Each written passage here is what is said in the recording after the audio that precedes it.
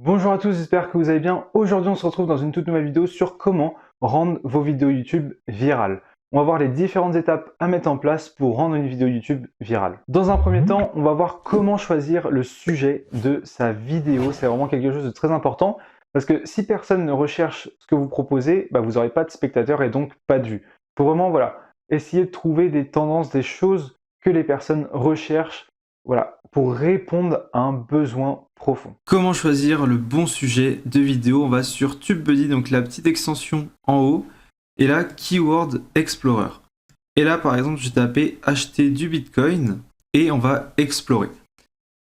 Par rapport à ma chaîne, on voit que c'est pas top, que ça va être très dur de ranker.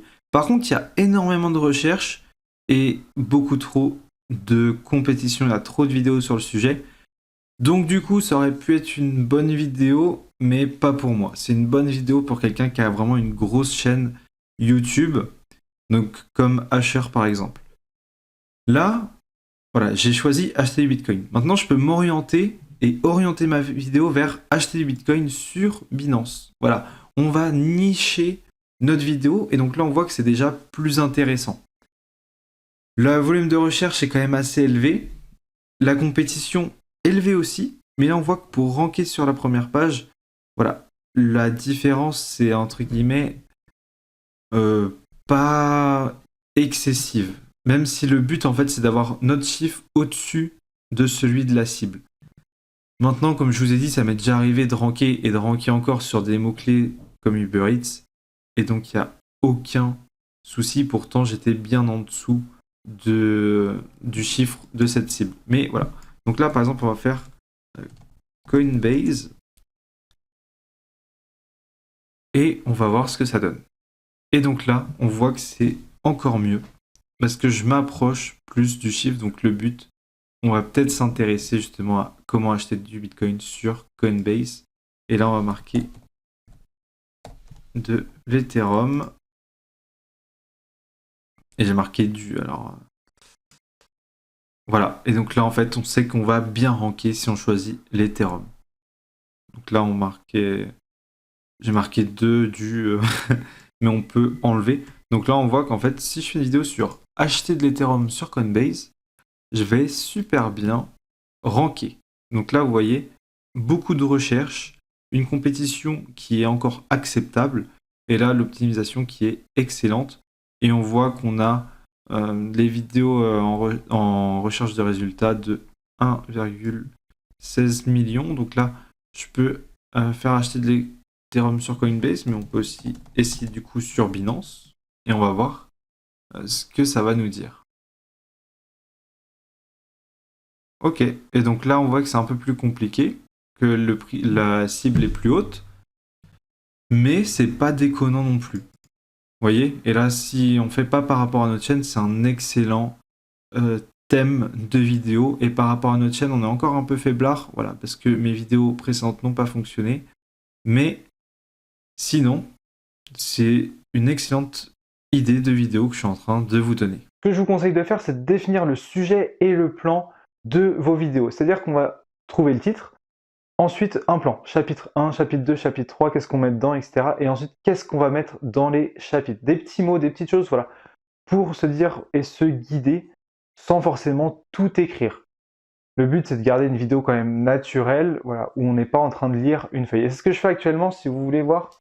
Voilà, là, j'ai une feuille qui me dit les différentes choses, par exemple, sur la monétisation.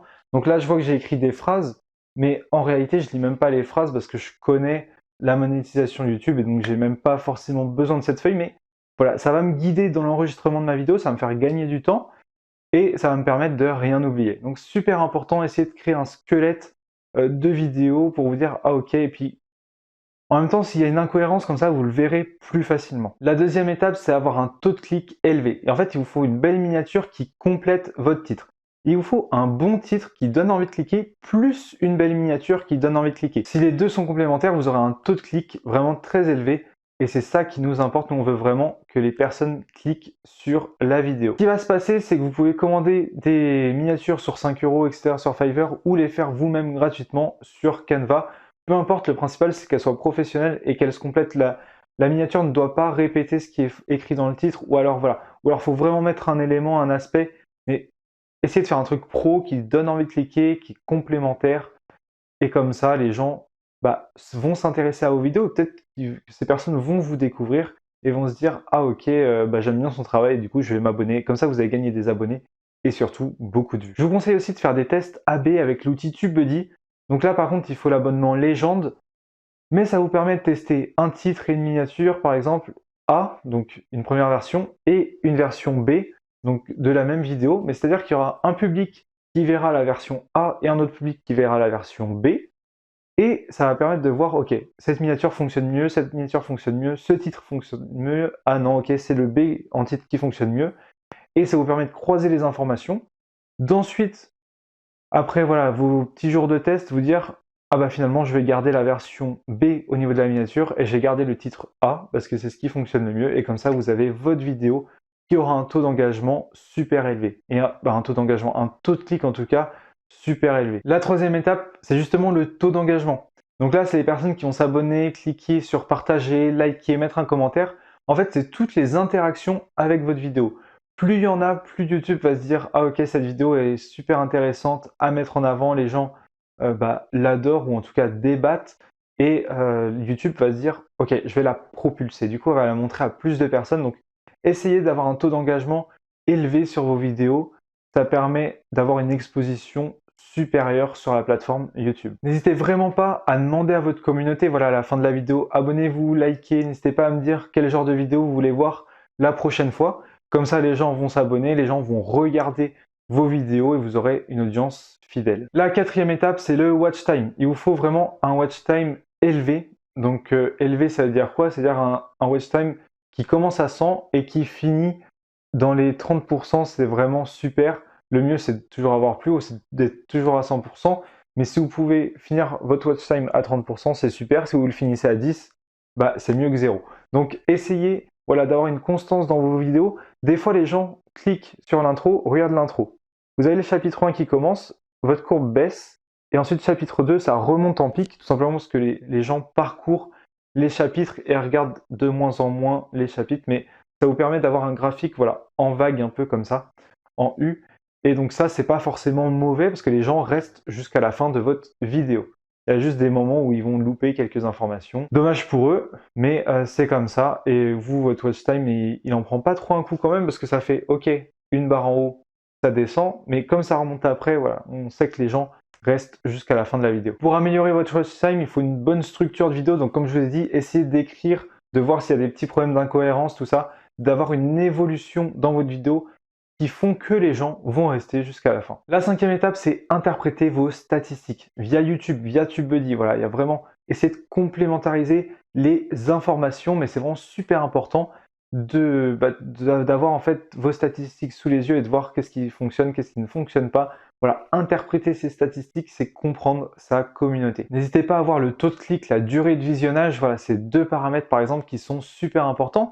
N'hésitez pas à voir aussi quand est-ce que votre audience est présente sur YouTube afin de poster vos vidéos au meilleur moment, donc au meilleur jour et à la meilleure heure. Donc ça, on le voit sur mes vidéos YouTube. Je vous ai fait une petite playlist YouTube, ça va vous permettre vraiment de vous améliorer. Je vous invite à la regarder, à regarder toutes les vidéos qui sont présentes dedans. Ça va vous permettre de propulser votre chaîne YouTube de 0 à 100 à 1000 abonnés, voire même plus. Si vous avez un taux de clic élevé mais une durée de visionnage courte, c'est peut-être que votre vidéo ne plaît pas. Elle est peut-être mal structurée.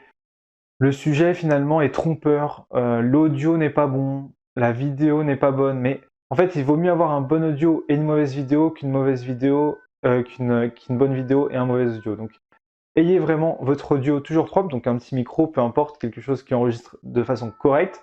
Et pour la vidéo, essayez de faire le mieux possible. Mais ce qui va être surtout important, c'est l'information que vous allez divulguer dans votre vidéo et comment ça sera structuré. Donc ça se passe au moment de l'écriture justement de la vidéo ou des petits chapitres de celle-ci. C'était tout pour cette vidéo, j'espère qu'elle vous aura plu. Si c'est le cas, n'hésitez pas à mettre un commentaire, à vous abonner, un petit like et à me donner justement des petites idées de vidéos si vous souhaitez en voir de nouvelles sur la chaîne. C'était tout pour cette vidéo, j'espère qu'elle vous aura plu. N'hésitez pas à vous abonner, à mettre un like, un commentaire, à me donner des petites idées de vidéos que vous souhaitez voir sur la chaîne. Et sur ce, je vous dis rendez-vous dans une prochaine vidéo.